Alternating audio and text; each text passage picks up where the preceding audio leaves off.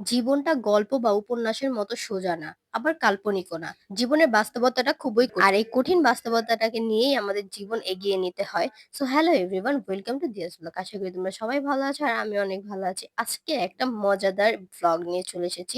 মজাদার বললে ভুল হবে। আজকে হচ্ছে আমাদের পাড়ার বা এলাকার মধ্যে বার্ষিক কালীপূজা। তো সেটা নিয়েই একটা মিনি একটা ভ্লগ চলে আসছে, সরি। তো আজকের ব্লগটা খুবই স্পেশাল কজ আজকে আমাদের এখানে পূজা।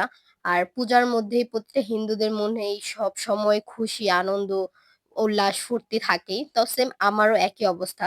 তো শাড়ি-টাড়ি বের করে নিলাম। আর এমনিতেও এত পরিমাণে ড্রেস পরা হয় তোমরা হয়তো জানো যারা ভ্লগ করো, ভিডিও করো তারা হয়তো অনেকেই জানো যে তাদের কিছুদিন পর ড্রেস চেঞ্জ করতে হয়। আর আমি ড্রেস পড়তে আমার ড্রেস অনেকগুলাই শো হয়ে গিয়েছে তোমাদের সামনে।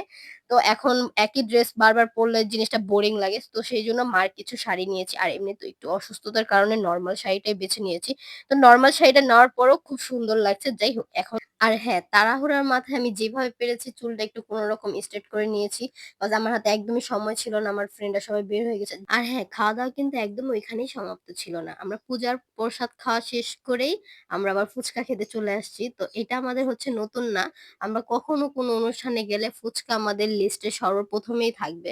তো ফুচকা ছাড়া আমরা কোনো কিছু চেষ্টাও করি না ভাবার। আর ফুচকা খেতে যত ধরনের কথা সব মনে পড়ে যায়। আর বান্ধবীদের দেখলে তো যত আজাইরা কথা সব মনে তো পড়েই। দেন আমরা একটা প্লেট ফুচকা নিয়ে ০.৫ ঘন্টার উপরে সময় পার করে দিয়েছি এই দোকানের মধ্যে।